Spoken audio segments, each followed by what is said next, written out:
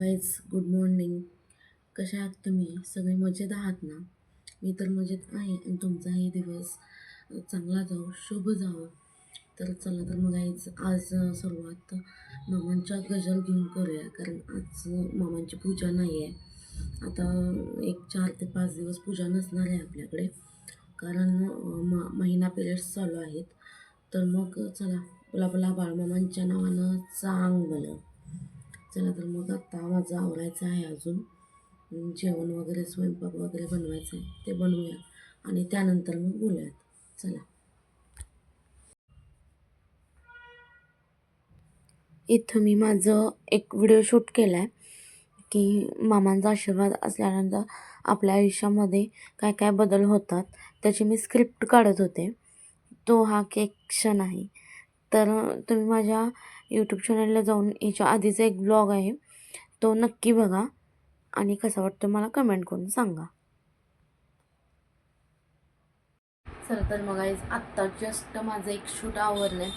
Shoot म्हणजे एक मी video बनवला आहे. मामांचा जर आपल्या आयुष्यामध्ये आशीर्वाद मिळाला आणि मामांची साथ मिळाली तर आपल्या आयुष्यामध्ये काय चमत्कार घडतात याबद्दल एक छान मोटिवेशनल एक व्हिडिओ बनवला आहे आणि माझ्या आयुष्यामधील एक अनुभव आहे.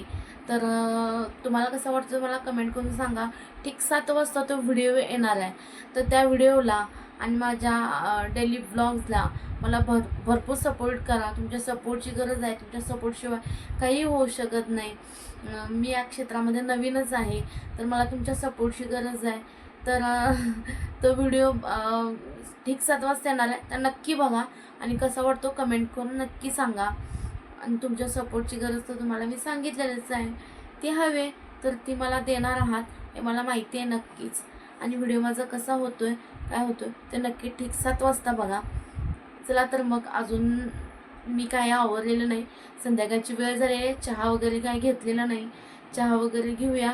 संध्याकाळची स्वयंपाकाची तयारी करायची आहे आणि आपला व्हिडिओसुद्धा 7 वाजता आपल्याला पोस्ट करायचा आहे.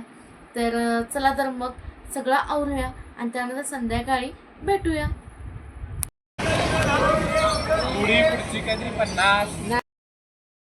इथं आम्ही संध्याकाळचा आवरून आम्ही मार्केटला गेलेलो आहे भाजी घ्यायला. चला तर मग या जेवायला. संध्याकाळची वेळ झाली, आता आम्ही जेवायला बसलो आहे. तुम्हाला दाखवतो आज काय स्पेशल आहे. आज आणलेला आहे नूडल्स. हे वैभवनं आणले नूडल्स माझ्यासाठी स्पेशल. आणि ही आहे फणसाची भाजी. तुमच्याकडे करतात का मला कमेंट करून नक्की सांगा. हा ब्लॉग कसा वाटतोय तो नक्की सांगा.